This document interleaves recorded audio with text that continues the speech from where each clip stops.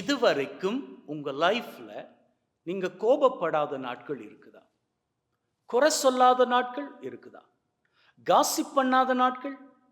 இப்படி இந்த குறைகளை எல்லாம் அப்படியே யோசிச்சுட்டே போங்க. இவற்றில் எல்லாம் இருந்து உங்களுக்கு விடுதலை வேணுமாக இருந்தா இதை பிராக்டிஸ் பண்ணி பாருங்க. ரைட். நீங்க கோபப்படுற வேளையில உங்க பக்கத்துல ஒருத்தர் நிற்கிறாரு அப்படின்னு சொல்லி நீங்க இமேஜின் பண்ணிக்கோங்க.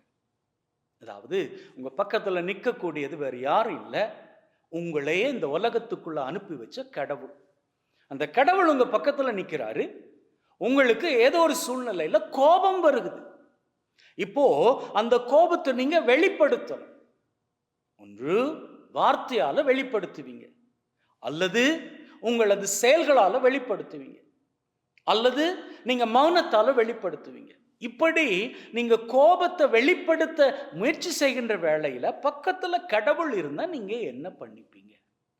ஒருத்தரை பத்தி நீங்க குறை பேசணுமாக இருந்தா உங்க பக்கத்துல கடவுள் நின்னா நீங்க எப்படி அந்த நபரை பத்தி குறை பேசுவீங்க?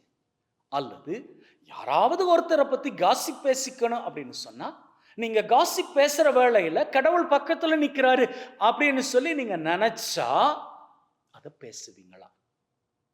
நான் என்ன சொல்ல வர்றேன் அப்படின்னு சொன்னா, நீங்க ஏதாவது தப்பான காரியங்கள் பண்ணும்படியாக இருக்கிற சூழ்நிலையில உங்க பக்கத்துல கடவுள் நின்னா அந்த தப்பை பண்ணிப்பீங்களா அப்படின்னு யோசிச்சு பாருங்க. அப்படி நீங்க யோசிப்பீங்களாக இருந்தா, உண்மையாகவே கடவுள் பக்கத்துல இருந்தா இதை நான் பண்ணுவேனா அப்படின்னு நீங்க யோசிப்பீங்களாக இருந்தா, நிச்சயமாக அந்த கோபத்தை உள்ள முழுங்கிப்பீங்க. அந்த குறை சொல்ற பழக்கத்தை உங்க கிட்ட இருந்து நாளடைவில் தூக்கி போட்டுருவீங்க. காசிப் பண்ற பழக்கம் அது சுத்தமா உங்க கிட்ட இருந்து காணாம போயிடும். இப்படி உங்க லைஃப்ல இருக்கக்கூடிய தப்புக்கள் எல்லாமே உங்களை விட்டு காணாம போயிடும். அது மாத்திரம் இல்லைங்க, இந்த போதை பழக்கமாக இருக்கட்டும், மேலுமாக அடுத்தவரது வாழ்க்கையில அவர்கள் முன்னேற்றத்துல தடையாக இருக்கிற சூழ்நிலைகளாக இருக்கட்டும், அடுத்தவருக்கு உதவி செய்யக்கூடாது அப்படி என்கின்ற மனநிலையாக இருக்கட்டும், இவை எல்லாம் கொஞ்சம் கொஞ்சமாக உங்களது வாழ்க்கையில் இருந்து காணாமல் போய்விடும். இதைத்தான் இன்னைக்கு பவுல் அப்போஸ்தலன் வாசகத்துல நமக்கு தெளிவாக சொல்றாரு. நாம் ஒரு காரியம் பண்றப்போ அந்த காரியத்தை மனுஷர்களுக்கு பண்ணுகிறோம் அப்படின்னு நினைச்சு பண்ணாம கடவுளுக்கு பண்ணுகிறோம் அப்படின்னு நினைச்சு நாம பண்ணுவோமாக இருந்தால் நிச்சயமாக நாம தப்பு பண்ண மாட்டோம்.